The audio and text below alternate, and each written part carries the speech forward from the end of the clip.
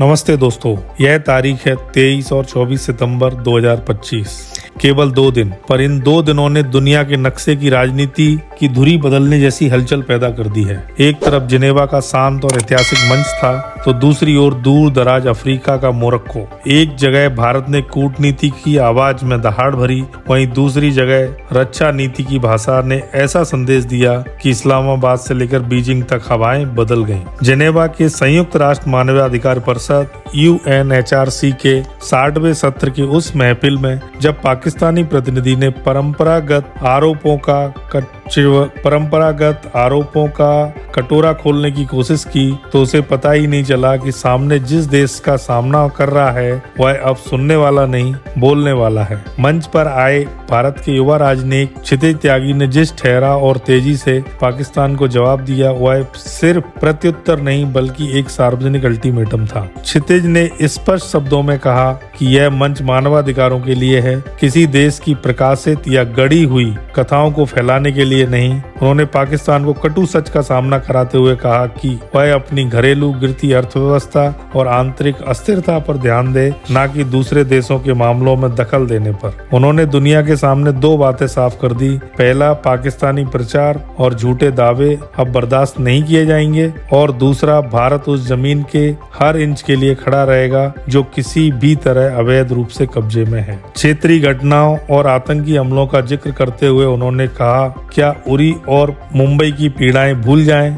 इस प्रश्न के साथ भारत ने याद दिलाया कि पाकिस्तान प्रायोजित, संरक्षित और आतंकवाद का इतिहास भुलाया नहीं जा सकता। भारत ने यह भी कहा कि जो देश मानवाधिकारों का उल्लंघन कर रहा है और अपनी राजनीतिक आउटर छवि छिपाने के लिए दूसरों पर आरोप लगाता है, उसे नैतिक अधिकार नहीं कि वह दूसरों को परामर्श दे। जिनेवा का यह तेज, आक्रामक और निर्णायक भाषा दुनिया के लिए संकेत थी कि भारत अब रक्षात्मक नहीं बल्कि निर्णायक रुख में है। पर जिनेवा की यह हुंकार केवल कूटनीति की एक पहल नहीं थी। उसी समय हजारों किलोमीटर दूर मोरक्को में भारत के रक्षा मंत्री राजनाथ सिंह ने ऐसी बात कही जिसने प्रत्यक्ष रूप से पाकिस्तान की नींद उड़ा दी। मोरक्को के भारतीय समुदाय के कार्यक्रम में उन्होंने जिस स्पष्टता और आत्मविश्वास से अपनी योजनाओं का जिक्र किया, उसने एक नई सैन्य रणनीति परत का संकेत दे दिया। राजनाथ सिंह की भाषा में कोई संकेतहीनता नहीं थी। उन्होंने सीधे सीधे कहा कि पाक अधिकृत कश्मीर भारत का अभिन्न हिस्सा है और भारत के पास उसकी वापसी के लिए कई विकल्प मौजूद हैं, जिनमें पारंपरिक युद्ध अनिवार्य ही नहीं है। एकात्मक रूप से देखें तो जिनेवा की कूटनीति और मोरक्को की रक्षा घोषणाएं एक ही सिक्के के 2 पहलू थे, सार्वजनिक चेतावनी और गुप्त योजनाओं की सक्रियता। जिनेवा ने पाकिस्तान को वैश्विक पर्दे पर बेनकाब किया, मोरक्को ने उसे अंदर से हिलाने वाली रणनीतियों का इशारा दिया। यह वही रणनीति थी जिसे करीने से ऑपरेशन सिंदूर का नाम दिया जा रहा है, एक ऐसा गुप्त मिशन जिसका उद्देश्य POK की घर वापसी है, युद्ध की आहट के बिना।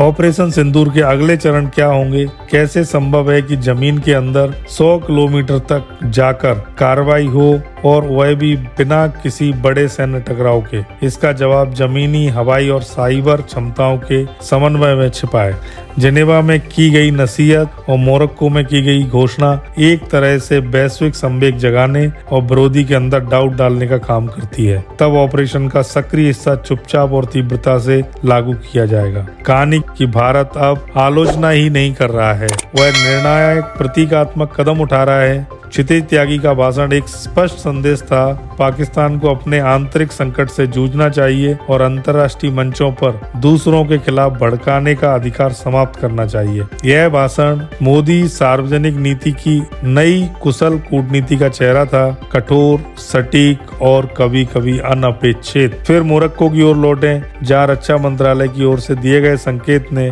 पाक सेना और हुकूमत को भीतर तक हिलाकर रख दिया। राजनाथ सिंह ने जिस तरह से भारत की सैन्य तैयारियों की रूपरेखा और संभावित गतिविधियों का जिक्र किया, उसने बताया कि ऑपरेटिव स्तर पर भी तैयारी तेज गति से चल रही है। उन्होंने यह भी संकेत दिए कि भारत के पास पीओके को वापस लेने के न्यू टैक्टिक्स हैं, ऐसे कदम जो पारंपरिक युद्ध विद्युता के बिना परिणाम दे सकते हैं।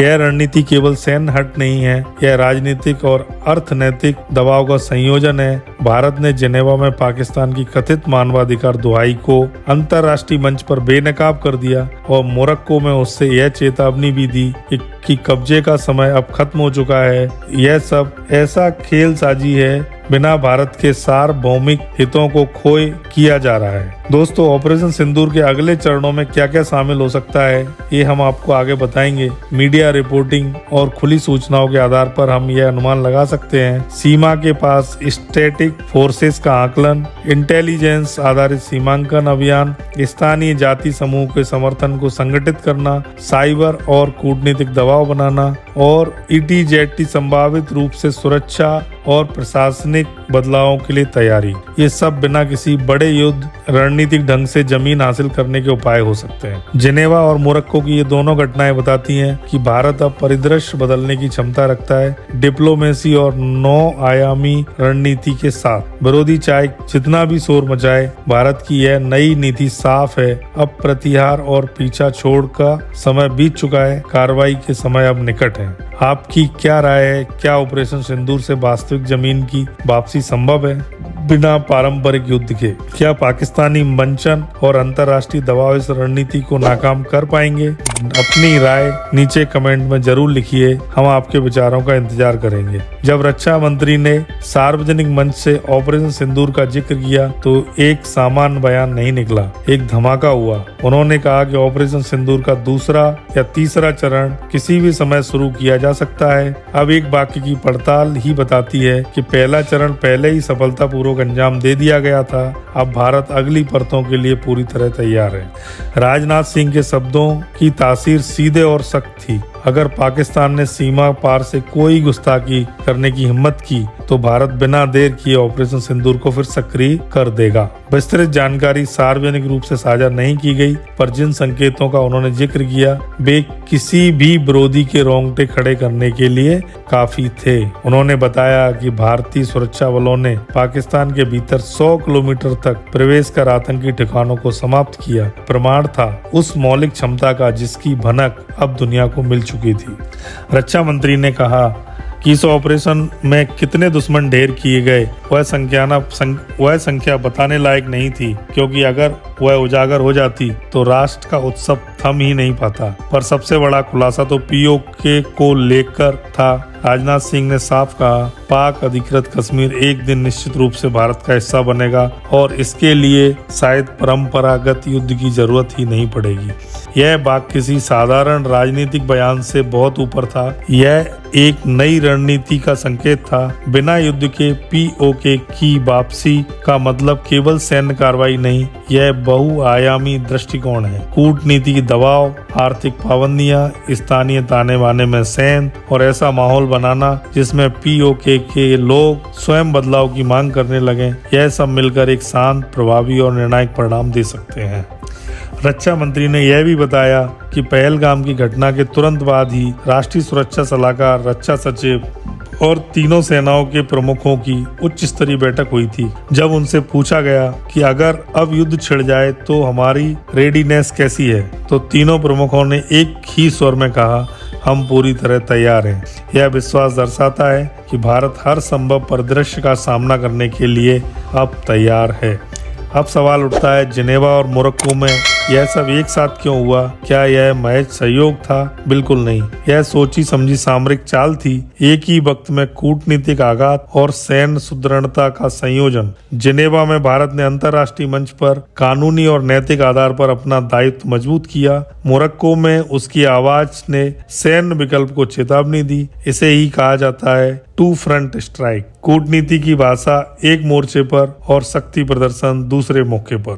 जिनेवा में भारत ने यह स्पष्ट स्पष्ट कर दिया कि पीओके पर उसका दावा न केवल ऐतिहासिक है बल्कि अंतर्राष्ट्रीय न्याय और नीतिगत तर्कों के आधार पर भी ठोस है। इससे भविष्य की उस किसी भी कार्रवाई के लिए वैध पृष्ठभूमि तैयार हुई। वहीं मोरक्को में दिया गया संदेश यह दर्शाता है यदि कूटनीति काम न करे तो भारत के पास और भी प्रभावी ऑपरेशनल विकल्प मौजूद हैं और वे विकल्प सीमा की दीवार तक सीमित नहीं रहेंगे, वे दुश्मन के अंदर तक जाकर कार्रवाई कर सकते हैं। ऑपरेशन सिंदूर का नाम लेना अपने आप में विरोधी के लिए मानसिक दबाव बन गया है। अब पाकिस्तान इस बात का अनुमान नहीं लगा पाएगा कि भारत कब, कहां और किस रूप में कार्रवाई करेगा। 100 किलोमीटर अंदर जाकर कार्रवाई करने का जिक्र महज भाषण नहीं, यह भारत की नई रक्षा नीति की स्पष्ट घोषणा है। आक्रामक, निर्णायक और आवश्यकता पड़ने पर सीमाहीन। इसी दौर में संयुक्त राष्ट्र के प्रवक्ता स्टीफन डोजरिक का बयान भी आया।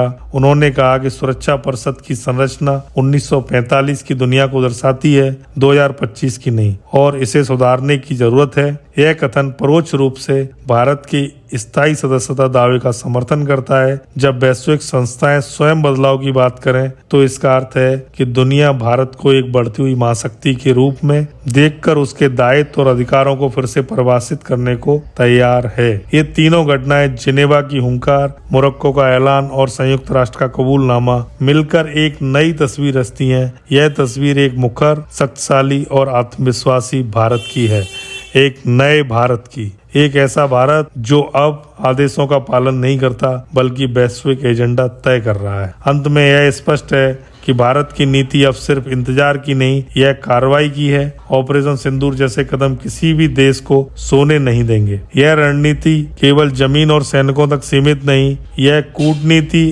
अर्थनीति, इंटेलिजेंस और स्थानीय सामाजिक राजनीतिक तानों का सम्मिलित उपयोग है ताकि बिना बड़े संघर्ष के भी राष्ट्रीय हितों की पूर्ति हो सके। आप क्या सोचते हैं? क्या ऑपरेशन सिंदूर के ये इशारे पाकिस्तान को झकझोरने के लिए काफी हैं? क्या अंतर्राष्ट्रीय समर्थन और आंतरिक तैयारियां मिलकर बिना पारंपरिक युद्ध के वास्तविक जमीन की वापसी संभव बना सकती हैं? अपनी राय नीचे कमेंट में लिखिए और हमारे चैनल को सब्सक्राइब करिए जिससे आपको इस तरीके की न्यूज लगातार प्राप्त होती रहे। हम आपके विचार जानना चाहेंगे, प्लीज कमेंट करें। Thank you.